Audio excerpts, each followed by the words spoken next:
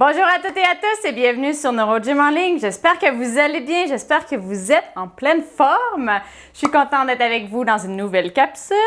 Aujourd'hui, qu'est-ce qu'on fait? On va faire des étirements. Tous les étirements vont se faire assis, donc c'est parfait pour les gens qui sont en fauteuil, qui peuvent pas faire des exercices debout ou que c'est un petit peu difficile de le faire couché. Donc, on va voir comment on peut s'étirer en restant assis. Mais avant de commencer, je vous invite à faire un pouce sur la vidéo, à faire j'aime. Je vous invite également à vous abonner à nos différentes plateformes, donc Facebook, YouTube et Instagram, si ce n'est pas déjà fait, et à partager un grand nombre aux personnes que ça pourrait intéresser et aider. Maintenant, soyez prêts à vous étirer, vous allez voir, ça va faire du bien, ça va relâcher les tensions, on va se sentir mieux après. Donc, installez-vous bien, on commence dans quelques secondes. Excellent! J'espère que vous êtes bien installés et que vous êtes prêts à commencer. Donc, aujourd'hui, c'est une capsule qui est un petit peu différente de ce que je fais habituellement. On va faire des étirements, souvent on fait du renforcement. C'est important de faire des étirements. Donc, surtout si on fait beaucoup de renforcement, nos muscles vont se rétrécir beaucoup. Puis, avec le temps, à la longue, ils peuvent perdre de la souplesse. Puis, un muscle qui est bien, qui est sain, qui est en bonne santé, a oui de la force, mais aussi de la souplesse. Donc, c'est important de garder une bonne souplesse de nos muscles. Ça évite les tensions musculaires, ça évite les douleurs, ça peut changer également la biomécanique. Donc, c'est bien d'inclure des étirements dans notre routine. Donc, avant de commencer, comme toujours, je dois rappeler que les exercices que je donne, donc les étirements aujourd'hui, sont généraux, qui ne seront peut-être pas adaptés à votre condition. Peut-être que vous avez eu des contre-indications, donc un professionnel de santé vous a dit de ne pas les faire. Si c'est quoi, il faut vraiment respecter ce que la personne qui vous connaît, donc moi je ne vous connais pas, j'aimerais bien vous connaître, mais je ne vous connais pas, donc je ne sais pas si c'est adapté pour vous. Donc, si vous avez eu un avis contraire, faites pas les exercices, il faut vraiment s'en tenir à ceux qui vous connaissent votre profil, votre condition. Également, si vous avez de la douleur, faites pas les exercices. Puis si vous n'êtes pas capable de les faire également, vous pouvez essayer de les modifier un petit peu. Ce qu'on veut rechercher dans les étirements, c'est une sensation d'étirement. Vous pouvez changer un petit peu l'angle, aller moins loin que moi. Ça se peut que vous ayez plus de tension et que vous ne soyez pas capable de faire le mouvement exactement de la même façon. Donc, vous pouvez ajuster. Puis, comme je l'ai dit, s'il y a de la douleur, ne faites pas les exercices ou poussez un petit peu moins. Également, assurez-vous d'être toujours sécuritaire. La chose la plus importante, c'est votre sécurité. Donc, assurez-vous d'être bien assis, puis d'être d'être bien assis, puis d'être dans un environnement qui est sécuritaire. Donc, voilà, on va commencer. Comme on va faire des étirements, on va tenir chaque étirement 1 minute. Plus on tient un étirement longtemps, plus il y a des chances que les fibres aient le temps de se relâcher et de s'étirer. Donc, parfois, je donne aux gens 3 fois 30 secondes, mais plus on le fait longtemps, plus on a des bénéfices. Donc, aujourd'hui, on va faire 2 fois 1 minute pour chaque étirement. Par contre, si jamais vous avez de la spasticité ou s'il y a de la douleur qui apparaît, parce que plus on tient un étirement, des fois plus ça devient confortable, puis il peut même avoir de la douleur qui va apparaître. Puis si vous avez de la spasticité, votre tonus peut augmenter, vous pouvez avoir des spasmes également. À ce moment-là, faites pas la minute complète, coupez-le, faites le nombre de secondes que vous pouvez faire avant l'apparition de la douleur, puis ensuite de ça, prenez une pause et refaites-le. Au lieu de le faire 2 fois, vous pouvez le faire 3, 4 fois. Puis s'il y a un exercice que vous aimez particulièrement puis que vous sentez que ça va vraiment vous faire du bien, vous avez beaucoup de tension, refaites-le même plus de fois. Vous pouvez le faire à tous les jours. C'est important, ça va vous faire du bien. Donc, mais maintenant que ça est dit, on va commencer par les étirements. Une zone qui est vraiment souvent tendue, c'est le cou et les épaules. Donc, ce qu'on va faire, puis surtout les trapèzes. Donc, on va faire le premier exercice qui est simple. On va faire une flexion latérale de la tête. Donc, on essaie d'emmener notre oreille à notre épaule comme ça. On ne fait pas de rotation, donc notre nez reste pointé vers l'avant. Puis, on fait comme ça. Donc, si vous avez déjà une tension, ça se peut, comme moi j'ai déjà une tension, mais je pourrais aller en chercher un petit peu plus. Ce que je vais faire, c'est pousser mon épaule vers le bas pour aller augmenter mon angle ici. Et je peux même prendre ma main avec ma main opposée, la mettre sur ma tête et tirer un petit peu. Là, ça dépend vraiment, il ne faut pas qu'il y ait de douleur, ça peut être inconfortable mais sans douleur. Donc, on va s'installer et on tient ça 1 minute. C'est parti. Là, dans cette position-là, on va en fait jouer avec la tension. Donc, on va ajuster notre tension pour que ça soit un étirement. Donc, soit au niveau ici de ma main, comment je pèse ou comment j'emmène mon épaule vers le sol. Je peux aussi contracter l'autre côté pour le faire de façon active avec mes muscles du cou. Ce qu'on veut, c'est sentir un étirement, une sensation d'étirement tout au long de la minute. Donc, ça se peut qu'après quelques secondes, ça se relâche un petit peu. Donc, on veut pousser un petit peu plus loin. On veut toujours sentir une sensation qui est quand même modérée à élevée, sans douleur. On prend des bonnes respirations. On ne lâche pas. Il reste quelques secondes.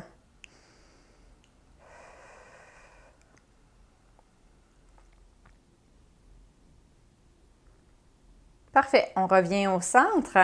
Si jamais aussi vous êtes étourdi, c'est des choses qui peuvent arriver. Donc, à ce moment-là, relâchez. Donc, je ne veux pas que vous soyez étourdi. Ça ne sert à rien de continuer. Prenez une pause, faites-en un petit peu moins. Peut-être que vous ne tolérez pas bien la position, que ça tire trop. Donc, cessez et recommencez. Donc, on va s'installer. On va faire la même chose. Donc, on fait de la flexion latérale. On emmène notre oreille à notre épaule. Pas de rotation. Notre nez, il pointe devant. On s'installe. On peut faire une pression comme ça. Donc, l'épaule vers le bas. On peut emmener, pousser avec notre main, notre tête vers notre épaule. On va sentir ici des tensions. On prend des bonnes respirations. On ne lâche pas. Ça se peut que vous ayez un côté qui tire plus que l'autre. Donc, si vous avez un côté qui est plus faible que l'autre, puis ça veut dire que quand vous utilisez, vous faites des tâches, par exemple, si vous levez un objet, bien, si un côté, par exemple, le côté gauche est moins fort, puis qu'il lève un objet qui a le même poids, puis que vous le levez avec la main droite puis avec la main gauche, peut-être que la main droite va travailler à 50% de son maximum, alors que la main gauche, va travailler à peut-être 80% de son maximum. Parfait, on revient au centre. On va faire la même chose de l'autre côté. On s'installe, on amène l'oreille à l'épaule et l'épaule vers le bas, la main comme ça.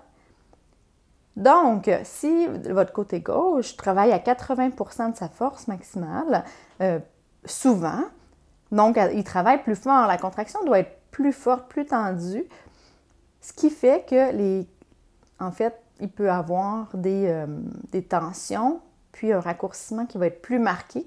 Donc, vous pouvez sentir que c'est plus tendu de ce côté-là. À ce moment-là, vous pouvez rester un petit peu plus longtemps de ce côté-là aussi. C'est le côté qui a besoin le plus d'étirement. Donc, ce n'est pas obligé d'être symétrique tout le temps. Vous pouvez faire 3 fois d'un côté, 2 fois de l'autre.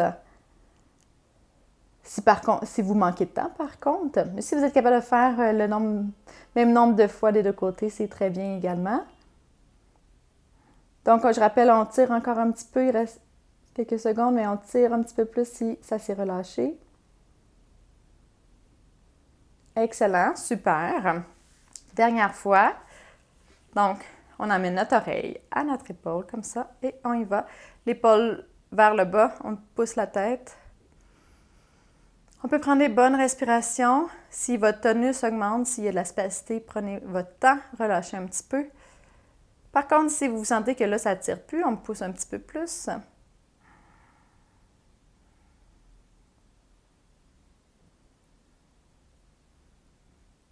Donc, c'est des étirements qui sont passifs. Ce qui aide beaucoup, c'est de les tenir longtemps. Ça peut être un petit peu désagréable. Par contre, tenir une position comme ça, je ne ferais peut-être pas nécessairement plus qu'1 minute, mais vous pouvez le répéter plusieurs fois.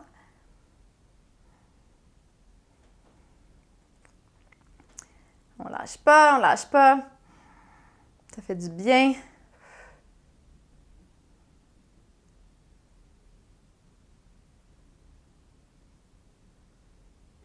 On lâche pas. On pousse un petit peu plus si on a besoin. Et on revient tout doucement. Ouh, ça fait du bien, mais on peut se dégourdir un petit peu. Ça a fait du bien à nos muscles, c'est super. OK, maintenant, donc ça c'est la flexion latérale. Une autre zone qui est souvent très tendue, c'est les épaules.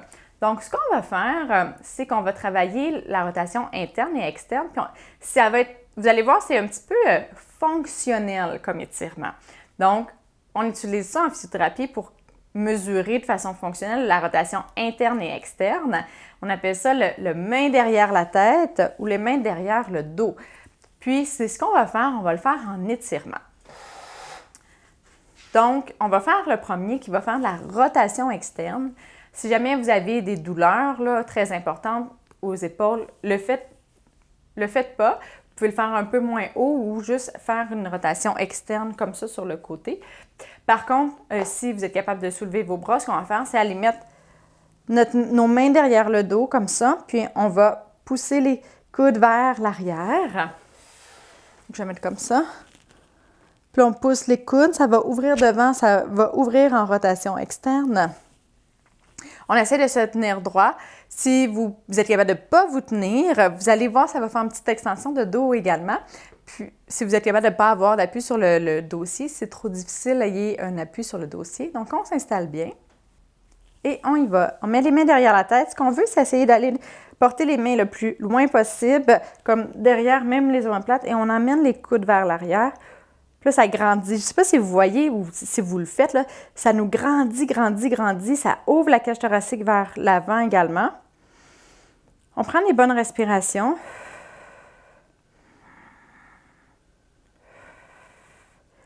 Donc, c'est un petit peu difficile, c'est un petit peu plus difficile de tenir 1 minute dans cette position-là parce qu'on a les bras en élévation. Donc, si c'est trop difficile, faites 3 fois 30 secondes. Sinon, on essaie de tenir quand même la minute. On ne lâche pas. On emmène derrière. Oh, ça fait du bien. Moi, ça fait du bien, même dans mon dos, au niveau des vertèbres thoraciques. Dans les épaules, ça travaille même au niveau de mes bras. Mes triceps, je sens qu'ils sont bien étirés. Excellent, parfait. On va alterner, on va aller faire l'inverse. Donc, on dit les mains derrière le dos. Donc, on va emmener les mains comme ça, derrière le dos. Puis, on essaie d'emmener le plus haut possible. On y va. On met nos mains derrière le dos. On essaie de monter.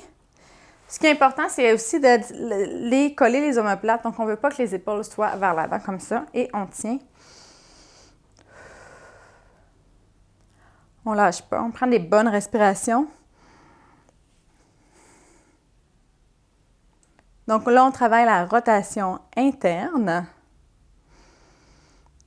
C'est un mouvement qui peut être beaucoup plus douloureux pour certaines personnes. Donc, dans les problématiques aux épaules, ça peut être douloureux. Encore une fois, si vous avez de la douleur aiguë, ne faites pas l'exercice. Ça se peut tout à fait qu'il ne soit pas approprié à tous. Donc, je le donne quand même parce que la rotation interne, c'est important. Mais si jamais vous avez des douleurs, soit allez-y vraiment plus doucement. Plus vous allez mettre les mains en bas, moins ça va tirer.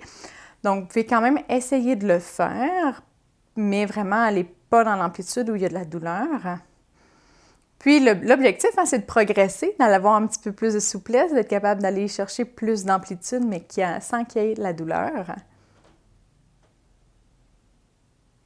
Excellent, super. Parfait, on s'installe, on va faire les mains derrière la tête pour une dernière fois. Donc, on va porter les mains en arrière de la tête, mais on essaie d'aller le plus bas possible. On ouvre les coudes et on tient ça.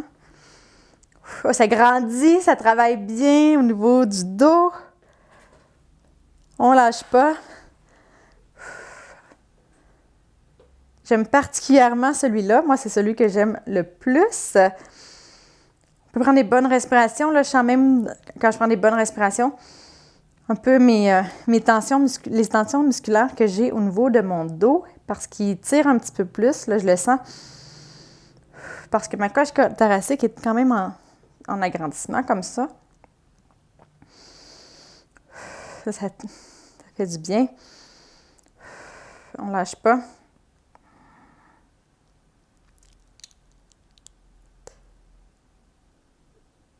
On ne lâche pas. Excellent. Excellent. Super. Parfait. Maintenant, ce qu'on va faire, c'est qu'on va aller travailler. On a travaillé le cou, on a travaillé les épaules. On va aller travailler la région thoracique. Fait qu'on va alterner. On va pas faire 1 minute, on va faire 30 secondes. On va faire 3 fois 30 secondes dans chacune des positions. Je vais mettre comme ça pour que vous voyez bien. Ce qu'on va faire, c'est qu'on va aller se mettre en petite boule pour aller chercher un petit peu plus. On appelle ça la syphose, donc un peu en boule. Et après ça, on va aller chercher une extension comme ça. Donc, on va commencer par la flexion. On va rentrer le menton. On va emmener les omoplates, donc on va vers l'avant. On va se prendre comme ça, comme si on voulait se donner un gros câlin. On rentre les omoplates. Puis là, on fait une petite boule. Ce qu'on veut, là, c'est aller emmener notre haut de dos, ici, vers le plafond. Donc, on va faire comme ça. Puis là, on pousse. On essaie d'emmener le haut du dos vers le plafond. Et on tient comme ça. La tête rentrée. Donc, ça va faire du bien au niveau des omoplates également. Donc, au niveau thoracique. Vous pouvez vous redresser un petit peu, puis vraiment le faire comme ça. Ce qu'on veut vraiment, là, c'est ça. Vous essayez, comme la colonne qu'il y a entre les deux omoplates, vous voulez la sortir le plus possible. Excellent. Maintenant, là, on fait la syphose. On va aller chercher la lordose. Au niveau thoracique, on n'aura pas nécessairement de lordose, mais on va aller chercher de l'extension. Ça va aller chercher aussi un petit peu, ça va aller chercher la lordose lombaire. Les gens qui sont assis en fauteuil, en fait, ce qui arrive, c'est que quand on est assis, notre bassin est vers l'arrière comme ça, puis notre lordose, au niveau de notre dos, souvent est aplatie ou même la courbe est changée. Donc, c'est important d'aller la travailler, cette lordose-là. Donc, ce qu'on va faire, c'est mettre les mains au niveau des fesses, puis on va pousser, puis on emmène nos épaules, on roule le bassin vers l'avant, on agrandit notre dos, on colle les omoplates, on emmène les épaules vers l'arrière, puis on peut regarder au plafond. Si la composante de la tête, c'est trop difficile, faites-le pas. Donc, on s'installe 30 secondes, on lâche pas. Prenez des bonnes respirations. Donc, vous allez sentir ici, ça va aussi travailler fort au niveau du haut du dos. On lâche pas, on lâche pas, on lâche pas.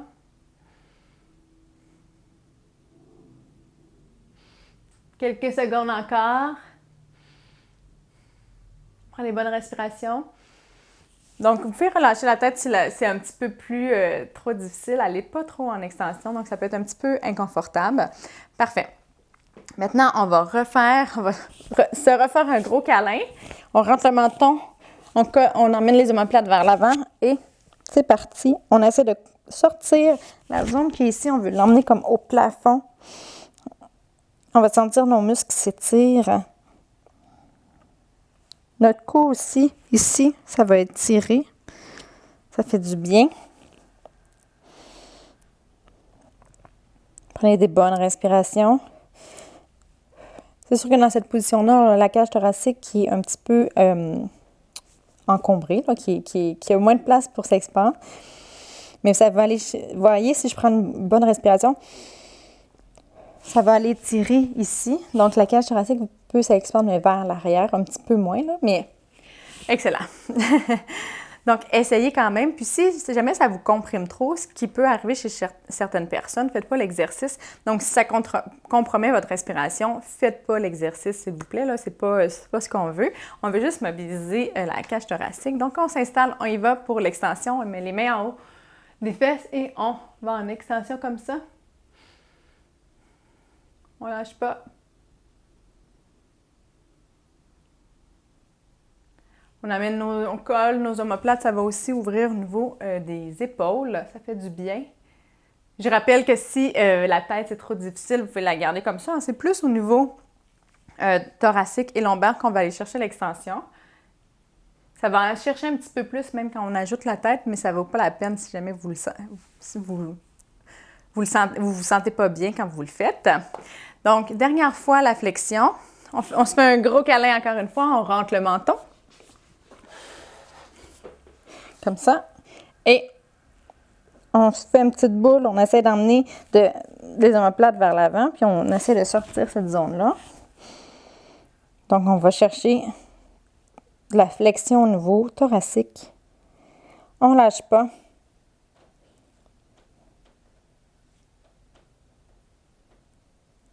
Donc, on lâche pas. Donc, pour les gens qui ont beaucoup de tension à l'arrière des épaules, ça va faire du bien, ça. Excellent. Donc, on y va pour l'extension maintenant. Dernière fois. On met nos mains au-dessus des fesses et on va en extension comme ça. Donc, on a mobilisé vraiment, on y va en étirement, mais on mobilise aussi. Donc, on va en extension presque complète. Après ça, on va en flexion presque complète. C'est pas, on fait pas ça souvent dans notre vie de tous les jours. Donc, d'aller vraiment à des amplitudes extrêmes, donc en fin d'amplitude. Dépendamment de notre niveau d'activité physique puis de qu'est-ce qu'on fait dans la journée, parfois on bouge pas, on mobilise pas tant nos vertèbres dans des zones qui sont grandes. Donc, ça fait du bien de le faire. Mais des fois, il faut le faire en exercice parce qu'on ne le fait pas dans notre quotidien. Donc, vous allez sentir, si vous avez senti que vous n'alliez pas très, très loin ou qu'il y avait un inconfort qui arrivait rapidement, donc ça veut dire que vous n'allez peut-être pas souvent dans cette zone-là de mouvement pour l'articulation précise. Donc, à ce moment-là, vous pouvez savoir que c'est peut-être bien d'intégrer des étirements dans cette zone-là, dans votre routine d'exercice. Excellent! Maintenant, ce qu'on va faire, c'est qu'on va étirer les jambes. Donc, on a étiré le haut du corps, le cou, les épaules, le tronc, on va aller étirer les jambes. Ce qu'on va faire, là, on va refaire 2 fois 1 minute pour chacun des exercices. On va aller tirer la chaîne postérieure, donc l'arrière des jambes. Ce qu'on va faire, c'est qu'on va allonger une jambe, mettre le talon devant, on garde l'autre jambe en appui et on se penche. On met la main au-dessus du genou, on essaie que notre jambe soit allongé, qu'il soit droit, que notre genou soit droit. On garde le dos bien droit et on se penche comme ça et on tient ça 1 minute. C'est parti.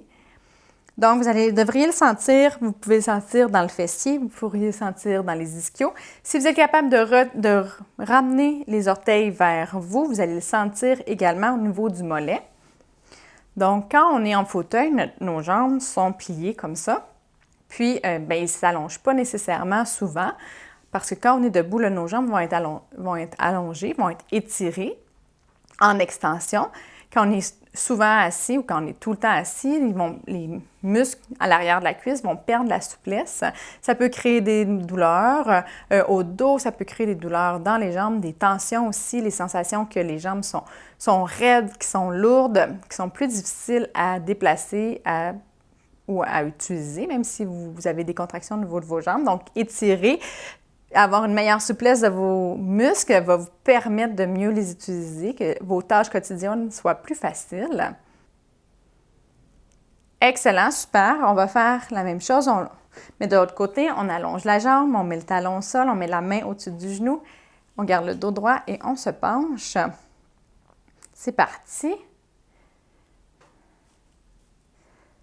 Donc, c'est une bonne façon c'est de faire des étirements. Pensez à quand on veut, par exemple, si je veux allonger mon genou, ce que j'ai besoin, c'est que mon quadriceps ait une certaine force. Puis là, il va devoir, pour allonger mon genou, dépendamment si je suis debout, s'il y a de la mise en charge ou si c'est contre la gravité, il va devoir forcer contre une certaine charge. Mais une chose qui donne la résistance à un mouvement, c'est le muscle qui est opposé, qu'on dit antagoniste. Donc, si mon ischio est très, très, très raide ou même est contracté, par exemple, dans les cas de spasticité, pour les gens qui ont de la spasticité, c'est comme s'il y avait une contraction musculaire, le tonus est très grand. À ce moment-là, le quadriceps, si on garde l'exemple du quadriceps, va devoir travailler pour contrer la force du muscle opposé. Donc, ça va être plus difficile. Donc, parfait. On se replace, on allonge l'autre jambe, la première jambe. On met notre main au-dessus du genou, on se penche et on tient ça comme ça. Donc, si vous avez des faiblesses, une des choses qui va aider à votre fonction, c'est de garder les muscles opposés à votre muscle qui est faible, de les garder souples. pour qu'il n'y ait pas cette résistance-là en plus de la gravité ou du poids de votre corps que vous devez soulever. Donc, si je veux plier mon coude, mais que mon triceps est déjà contracté, je vais devoir forcer contre mon triceps. Si en plus je veux lever un poids, par exemple, là, les deux forces vont s'additionner, puis ça va être encore plus difficile pour mon biceps. Donc, pour éliminer cette force-là du triceps, bien, il faut que j'étire le triceps pour qu'il soit plus souple, puis qu'il me permette d'aller dans mon amplitude de flexion de coude, puis sans tirer, sans mettre de résistance. On lâche pas, on change de jambe, on allonge la jambe avec laquelle on va terminer. On met notre main au-dessus du genou, on garde le dos droit et on se penche. Donc, si vous avez de la spasticité, faites attention. Ça se peut que aussi cet exercice-là vous crée de la douleur ou s'il vous crée des picotements, engourdissements, faites-le pas. Puis je vous conseille de consulter un professionnel de la santé. Ça se peut, des fois, je ne veux pas rentrer trop dans le sujet, mais des fois, on a des nerfs qui sont adhérents, qui glissent pas très bien. Puis, ça peut créer des problèmes, puis des tensions. Puis, à ce moment-là, vous allez sentir des picotements, engourdissements, fourmillements. Il ne faut pas tirer trop. Si vous avez ça, relâchez. Puis, peut-être, en fait, consulter un professionnel de la santé pour voir ce qu'il en est. On ne veut pas un nerf, ça ne s'étire pas, ça peut glisser. Puis souvent, bien, pour être sûr qu'il ne se passe rien, qu'il n'y a pas une hernie discale ou qu'il n'y a pas un problème plus grave, c'est mieux de consulter avant de faire des étirements qui pourraient aggraver la situation.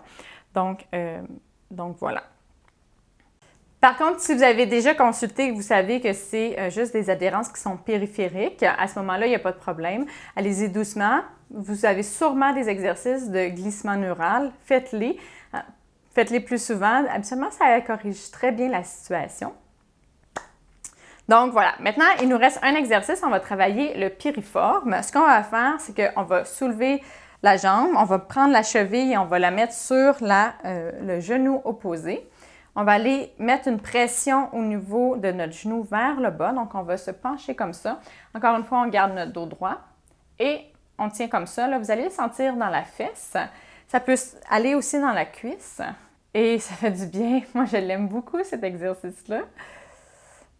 Donc, le piriforme, c'est un autre muscle qui est souvent tendu, qui peut créer des douleurs. Donc, le nerf sciatique va passer derrière. Donc, quand il est vraiment tendu, ça peut créer des sciatalgies, donc des douleurs référées qui descendent dans la jambe, des picotements, engourdissements et fourmillements. Encore une fois, comme je l'ai dit, là, consultez si vous avez ça, parce que c'est peut-être pas le piriforme, ça peut être une hernie discale, ça peut être autre chose également. Donc, vraiment, si vous avez des doutes, consultez. Également, ça vaut la peine de consulter pour avoir un programme d'entraînement, puis des exercices, des conseils qui sont spécialisés pour vous. C'est des choses qui ne sont pas normales, hein? Donc, si vous avez l'opportunité, si vous pouvez consulter un professionnel de la santé comme un physio pour avoir les trucs pour juste mieux vous sentir. Donc, c'est important de prendre soin de soi, de prendre soin de sa santé, de son corps. Excellent. On va changer, on va faire l'autre jambe. On lève, on met la cheville sur le genou opposé, on met de la pression sur le genou vers le sol et c'est parti. Donc, parfois, il ne faut pas plein de séances. Il faut juste une évaluation, des fois une ou deux séances de suivi. Si vous avez un programme d'exercice qui est fait pour vous, si vous l'avez, puis vous pouvez le réappliquer, puis le faire en continu là, sur une longue période, puis juste faire des suivis. Donc, ce n'est pas un engagement qui est nécessairement à long terme quand vous consulter un physiothérapeute. Ça peut être assez périodique ou une seule fois, même ou peu de fois, ou puis qu'il y ait juste un suivi qui soit fait. Donc, si vous avez des questions, si vous voulez juste avoir un programme d'exercice, je vous conseille de rencontrer un physiothérapeute pour qu'il réponde à vos questions. Puis, ça vous engage à rien sur le long terme. Ce n'est pas nécessairement de la réadaptation. Donc, ceux qui ont fait de la réadaptation, des fois, c'est des longues périodes, ça peut être difficile, c'est demandant. Après ça, quand on a fini notre réadaptation, mais qu'on veut un suivi, que notre situation change, par exemple, ou que là, il y a des douleurs qui apparaissent, ou là, on fait des exercices, puis on dit « Oh, ben là, j'ai des tensions qui sont plus grandes qu'avant. » Ça ne demande pas un suivi sur le long terme. Ça demande moins d'engagement, dépendamment de vos besoins également. Excellent. On va changer. On va le faire une dernière fois de l'autre côté. On lève. On met la cheville sur le genou opposé. On pousse le genou vers le sol. Donc, certaines personnes aiment avoir un suivi qui est hebdomadaire ou aux 2 semaines, par exemple, parce que ça les motive, parce qu'ils aiment ça avoir un accompagnement. C'est tout à fait correct. D'autres personnes, d'autres clients que j'ai fait un programme d'entraînement, je fais un suivi, juste savoir si tout va bien, puis sans consultation nécessairement. Puis on se revoit à une fréquence de mois, par exemple, quand là, il y a le temps de progresser les exercices ou que la personne a des nouvelles choses qu'elle veut travailler ou a des questionnements. Donc, sans engagement, en tant que physio, on va s'adapter à vos besoins, aussi vos préférences de suivi. Donc, on fait des recommandations, mais on travaille en équipe, puis on est là pour vous. Donc, on est là pour travailler, pour répondre à vos besoins et à vous donner des conseils, puis vraiment à vous donner des choses qui sont les plus appropriées pour vous. Donc, sachez que j'offre des services qui sont personnalisés, qui sont privés. Donc, vous pouvez prendre une séance avec moi d'évaluation. On va discuter de vos besoins, de qu'est-ce que vous voulez avoir, du type de suivi que vous voulez avoir également. Puis, ensemble, on regarde, on détermine un plan de traitement et on le met en application. Ce plan de traitement-là n'est pas fixe, il peut changer dans le temps, vos besoins peuvent changer. Donc, on travaille vraiment comme si on était une équipe pour atteindre vos buts. Donc, vous allez me dire qu'est-ce que vous voulez comme but, puis on va travailler ensemble pour potentialiser toutes vos chances d'atteindre vos buts. Excellent. On va changer de côté. La même chose, dernière fois.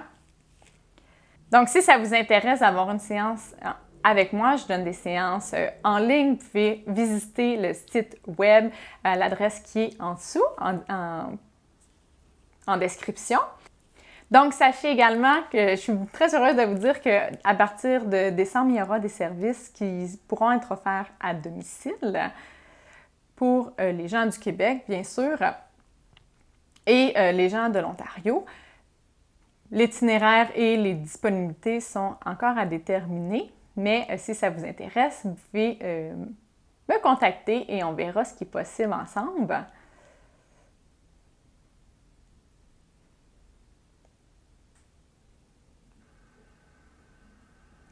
Donc, on ne lâche pas. On pousse un petit peu plus si jamais ça a relâché. Excellent. Super. Oh! Ça fait du bien. J'espère que vous avez bien aimé la séance. C'est un peu différent. On a fait juste des étirements. Moi, ce n'est pas quelque chose que je fais souvent. Seulement, j'essaie d'inclure des étirements dans mes séances où je fais du renforcement. Par contre, c'est une façon aussi, des fois, de ne pas les oublier. Puis là, je me sens vraiment bien. Je ne sais pas pour vous, j'espère que vous vous sentez bien. On a quand même travaillé physiquement, parce que pour prendre les positions, pour pousser, nos autres muscles travaillaient quand même en force. Pas en force très grande, mais pour certains, ça peut être quand même assez demandant. Je le reconnais tout à fait. Donc, il y a certaines positions, dépendamment, qui sont très difficiles. Donc, j'espère que vous vous sentez bien, j'espère que vous vous sentez bien relâché, que vous avez moins de tension dans votre corps. Donc, ça fait du bien. Il y a des exercices qui ont fait du bien particulièrement. Vous pouvez les refaire à tous les jours. Vous pouvez les faire même plus qu'une fois par jour. En autant qu'ils ne vous créent pas de douleur. Quand il y a de la douleur qui apparaît, cessez, prenez du repos. C'est important de garder la souplesse de nos muscles. Donc, n'oubliez pas d'incorporer des exercices d'étirement dans votre routine. Puis dites-moi donc en commentaire quel exercice, quel étirement vous avez le plus aimé, lequel vous avez senti qui vous a fait le plus de bien. Vous savez, j'aime ça avoir de vos nouvelles, j'aime ça savoir ce qui est le plus apprécié dans les exercices, ce qui est le plus efficace pour vous. Comme ça, bien, je peux savoir de les mettre plus souvent, de les remettre. Donc, vous allez voir, il y a des exercices qui vont revenir, on ne réinvente pas la roue. J'essaie quand même de varier, de faire un même exercice, d'aller chercher un même objectif, mais en faisant un exercice qui est un peu différent. Mais ils vont quand même revenir. Donc, ceux qui sont les plus appréciés, je vais m'assurer de les remettre. Donc, écrivez-moi-le en commentaire. Puis, si vous avez aimé la vidéo, je vous invite à faire un pouce ou à faire j'aime. Je vous invite également à vous abonner à nos différentes plateformes, donc Facebook, Instagram et YouTube, et à partager un grand nombre aux personnes que ça pourrait intéresser et aider.